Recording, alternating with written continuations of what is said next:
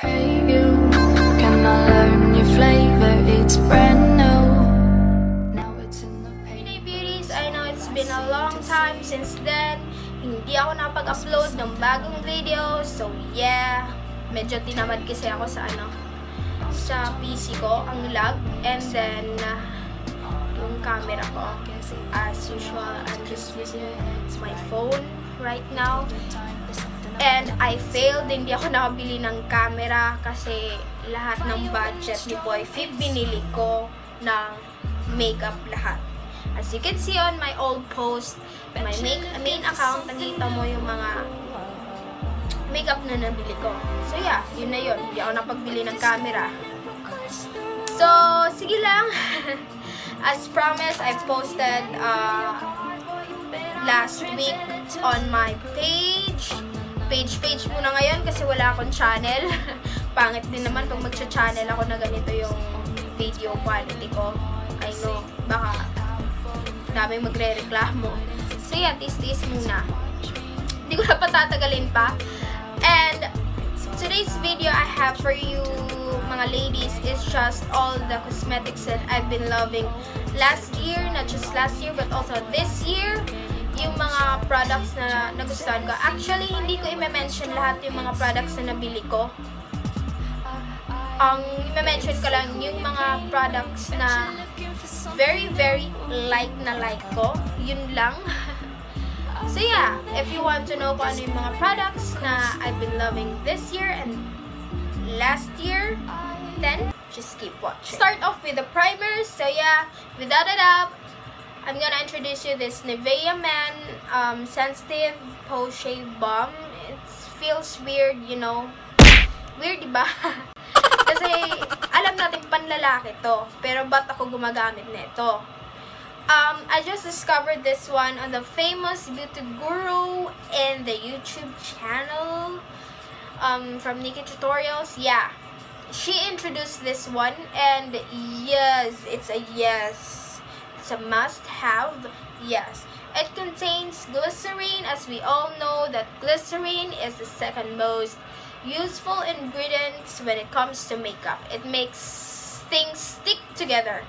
And gagawin mo lang dito, ladies, is you just apply it on your face until it becomes so tacky, parang medyo, parang ma-feel mo parang dumidikit-dikit na siya. So yun na yun.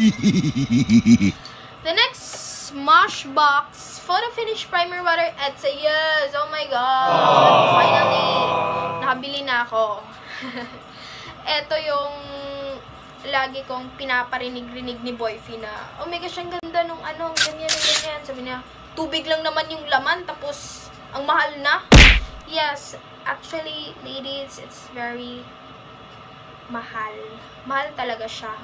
But the quality is very good, very nice. After you apply this one, your foundation stays longer and your foundation is very ayos. What do you call that? Yung foundation mo is maayos. Hindi siya madaling matanggal, and it stays longer. So Smashbox Photo Finish Foundation Primer, yes. Bumili din ako nito, yes, mahal din. But the result when I applied this one is very awesome. Yes, it's very awesome. It's stated here it's oil-free. Yes, it's oil-free. After you apply this one, mafe-feel mo lang ang smooth ng skin mo. Parang yung mga pores mo parang natatakpan. Bagay ito sa malalaking pores. I tell you, bagay ito siya sa malalaking pores. Next thing is all about concealer. So yeah, ito siya. LA Girl Pro Concealer. Yes, it's the shade of Almond. It's because bagay siya sa skin tone ko. Nilalagay ko to underneath sa eyes ko. It's because I got this $100 million eye bags. Kung pwede lang sana ibenta ko na. Yun na. Yes, it's not that very pigmented, but it's very creamy, yun lang. It's also nice. It's nice siya. Yeah, nice siya. Yung sa akin, nice siya kasi I've been using this a lot lately. The next one is this NYX HD concealers. Yes, the shade of Nutmeg and Beige. And I'm using this one for my highlighting and contouring. Yeah. Mas madali siya. Same lang din siya sa LA Girl na very pigmented. Yeah, it's not that very pigmented, but creamy pala.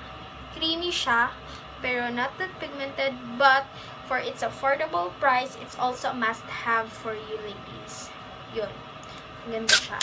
Next is all about matte bronzing powder. Yeah. I've been abusing it. Tingnan These mo. nuts. Abused na siya. I don't know why I'm loving this one. I think it has the right cool tone, warm for me. Bagay siya sa skin tone ko. Pag parehas tayo ng skin tone, I recommended na gamitin mo to. For it's also a affordable price. Maganda din yung quality niya. Easy to blend lang yung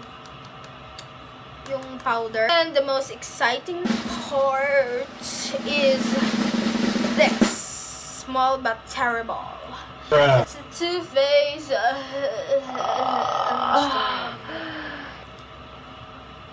and it smells so good. Kung pwede ka lang kainin, kinain na kita. May ko talaga siya. It's more easy to blend. Mabango din siya. Oh my gosh. I'm high dahil sa makeup. For the highlighters, no other than that, I'm using the Mary Luminizer. Yes, actually nahulog to siya. Yes, nahulog to siya. And what I did is, nilagyan ko siya ng konting alcohol sa loob, tapos press hanggang sa naging nabuo siya ulit. So yeah, maganda siya, mahal nga siya, pero the pigmentation and the quality is very nice. So yes, it's also a must-have, yes, for me. So for also another highlighter that I've been loving always is this one. It's from the LA Girl Spice Blush Collection. Ito siya. This one, nakita mo, abuse na. This face contour palette from the Beauty Treats. Yes. Yeah, ayaw ma-open. Yeah. First time ko lang ito magamit. Ngayon ko lang pala, nagamit. And I'm using this shade right here. Something with banana. Parang similar to siya to banana powder. And yeah, may banana powder pala akong upcoming. Hindi ko palang nakuha kay Angel. Yes, kukunin ko yon.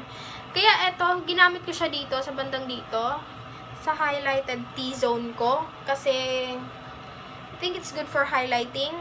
Nagamit ko na din to for contour.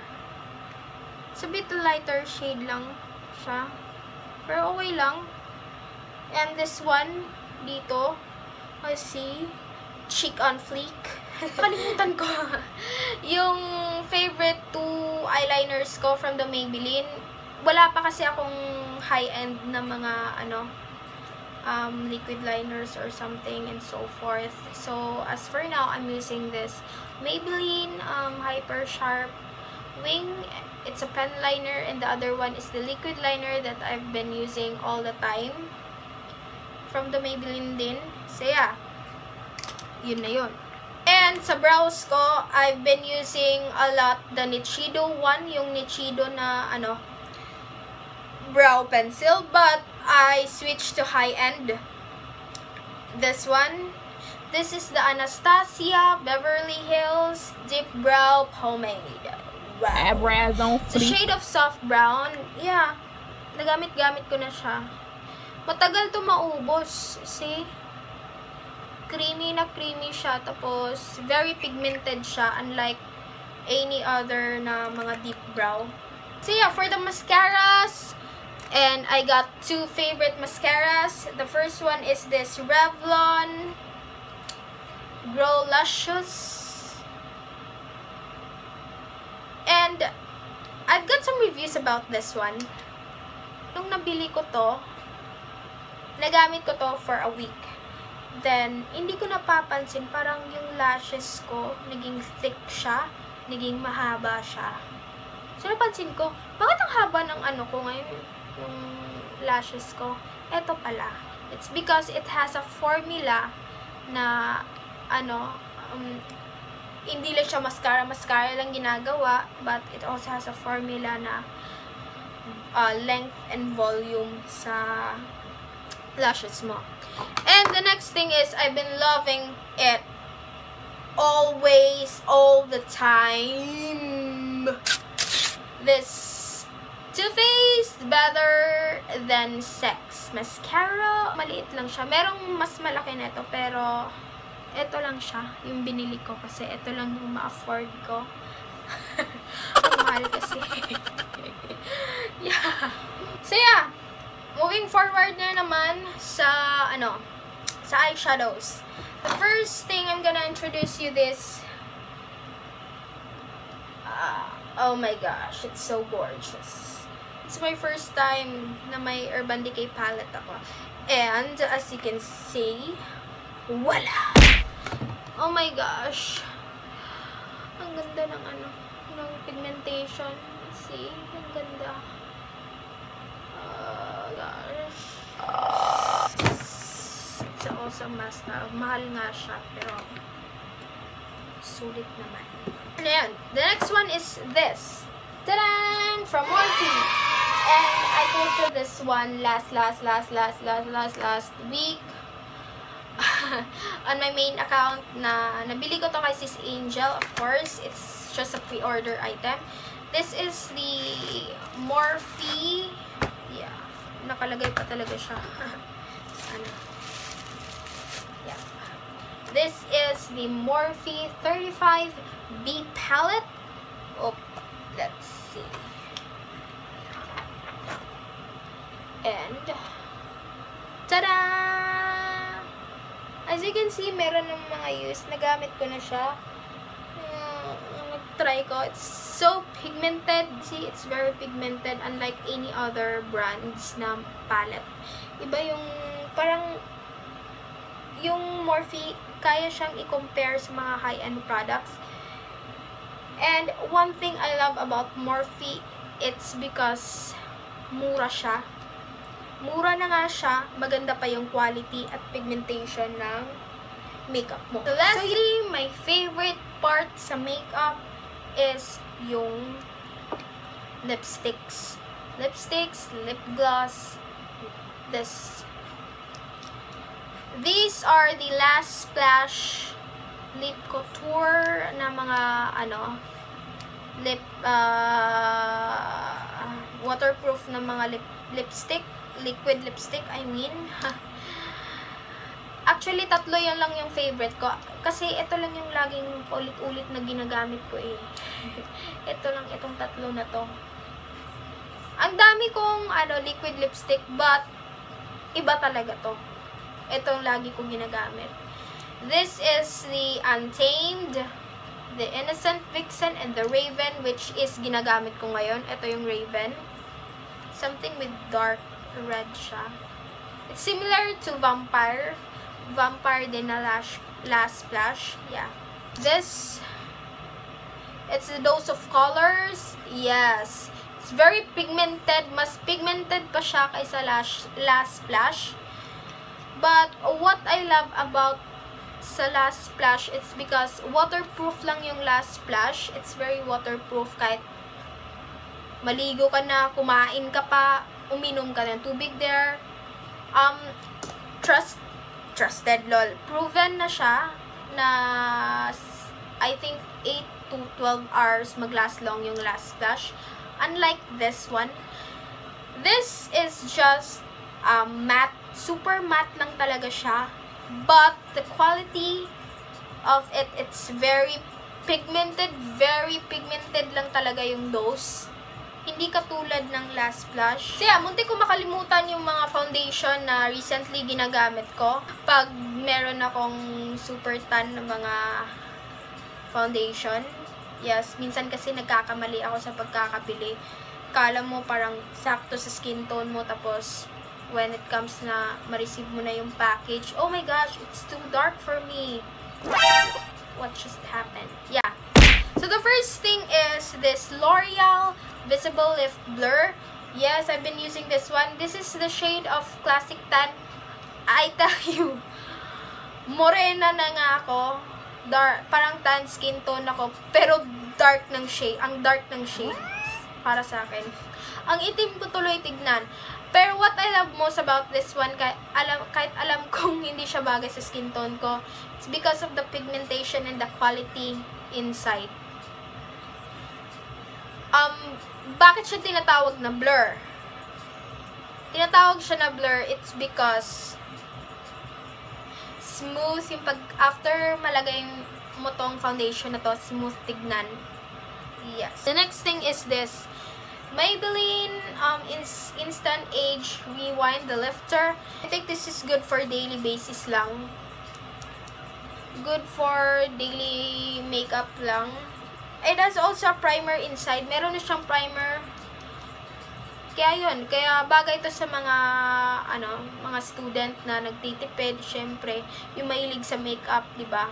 May primer na siya sa loob. So hindi mo na siya hindi ka na kailangan maglagay pa ng primer because may primer na siya sa loob. So yeah, yun na yung mga products na I've been loving last year, not just last year but also this year, and I hope na kuha na kayo ng tips kung ano yung mga bibili ng mga products na susunod. And yeah, as promised, mag-upload na ako always ng video ko, mag-shoot na ako. And I'll upload it maybe weekends. It's because it takes time na mag-edit ako. Siguro Friday mag-shoot na ako. Then if I have time, i-edit ko na para sa Saturday makita nyo na yung next video ko. Or pag hindi talaga, Sunday. Sunday yung last. Basta weekends. Basta weekends, mga Pinay Beauties. I think that's all for today. And don't forget to hit like this video and spread to everybody. And ano pa ba? Yeah, don't forget to also hit like my my page. Okay, thanks and bye.